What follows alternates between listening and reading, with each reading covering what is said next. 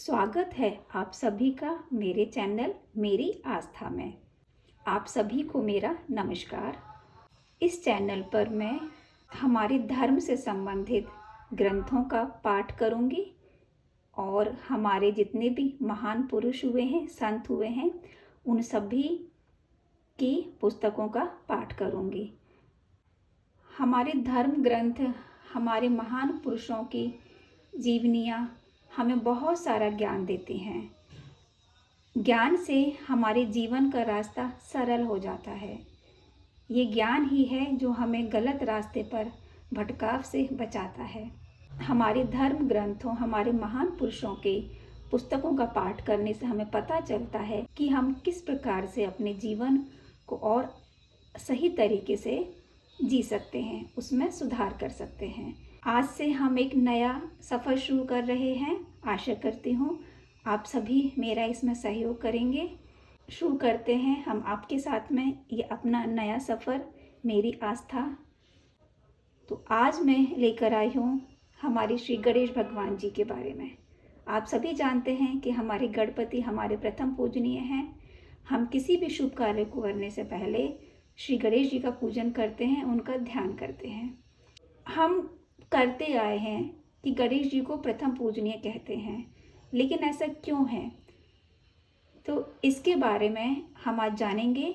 गणेश जी का जो स्वरूप है उसमें छुपा है सारा रहस्य कि हम क्यों गणेश जी को सबसे पहले पूजते हैं। तो हम जानते हैं इसका क्या कारण है। तो हम शुरू करते हैं। तो आशा करती हूँ ये जानकारी आपको पसंद आएगी। यदि आपको मेरा वीडियो पसंद आए और आपके थोड़े से भी काम का हो तो प्लीज़ मेरा सहयोग कीजिएगा। प्रेम से बोलो राधे राधे। श्री गणेश भगवान को मेरा नमस्कार है। हम सभी जानते हैं कि हमारे धर्म में हम किसी भी पूजा को प्रारंभ करने से पहले श्री गणेश जी की पूजा करते हैं। तो हम ऐसा क्यों करते हैं? हम आज जानते हैं कि हम किसी भी पूजा से पहले गणेश जी का पूजन क्यों करते हैं। तो गणेश उपासना का रहस्य। हम अपने दैनिक जीवन में भगवान गणेश की पूजा उपासना करते ही हैं। इसके अतिरिक्त कोई भी नया कार्य प्रारंभ करते समय अथवा कोई भी शुभ कार्य करते समय भगवान गणेश का ही सबसे पहले पूजन किया जाता है। सभी देवी देवताओं में से भगवान गणेश को ही प्रथम पूज्य माना जाता है, अर्थात सभी देवी देवताओं से भगवान गणेश की ही सबसे पहले पूजा की जाती है। ऐसा क्यों होता है? इसका वास्तविक वैज्ञानिक कारण क्या है, यहाँ पर हम इसी विषय में विस्तार से बताएंगे। प्रथम पूजा का कारण वास्तव में भगवान गणेश को बुद्धि का देवता माना गया है। कहने का तात्पर्य यह है कि भगवान गणेश व्यवहारिक बुद्धि प्रदान करने वाले देवता हैं। व्यवहारिक बुद्धि के बिना किसी भी कार्य को पूरा कर पाना बहुत ही कठिन है। इसलिए हम कोई भी कार्य प्रारंभ करने से पहले भगवान गणेश की पूजा करते हैं, जिसका उद्देश्य यह है कि गणेश जी हमें सद्बुद्धि प्रदान करें, जिससे हम उस कार्य को भली भांति सही तरीके से संपन्न कर सकें। प्रतीकों का अर्थ। अब हमें सद्बुद्धि कैसे प्राप्त हो, इसका उत्तर भी गणेश जी के स्वरूप में छिपा हुआ है। गणेश जी का मुख हाथी के मुख जैसा है, इसलिए गणेश जी को गजानन भी कहा जाता है, अर्थात गज हाथी जैसा जिसका आनन मुख है वह गजानन है। गणेश जी का रंग लाल सिंदूर जैसा है। आपका वाहन मूषक चूहा है। आपकी 2 पत्नियां हैं जिनके नाम हैं रिद्धि और सिद्धि। अब गणेश जी को केवल प्रतीक मानकर ही व्याख्या करते हैं। हाथी जैसा मुख।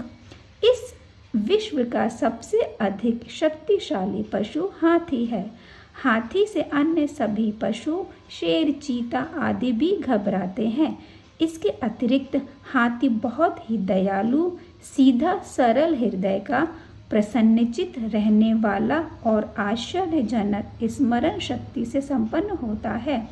सबसे बड़ी बात यह है कि इतने अधिक गुणों से संपन्न होने के बाद भी हाथी पूर्णतः शाकाहारी होता है और अपने पूरे जीवन में कभी भी किसी भी तामसिक पदार्थ को नहीं खाता।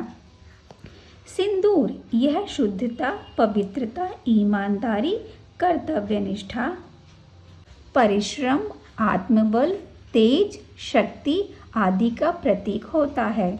इसी कारणवश हनुमान जी को भी सिंदूर चढ़ाया जाता है। चूहा यह चंचलता, अधीरता, अस्थिरता, भटकाव आदि का प्रतीक होता है। रिद्धि और सिद्धि यह संपन्नता, धन, वैभव, खुशहाली, सुख, शांति की प्रतीक है। इस प्रकार से गणेश जी के माध्यम से यह समझाया गया है कि मनुष्य का मन चंचल और अस्थिर होता है, इसलिए मनुष्य प्रगति नहीं कर पाता है।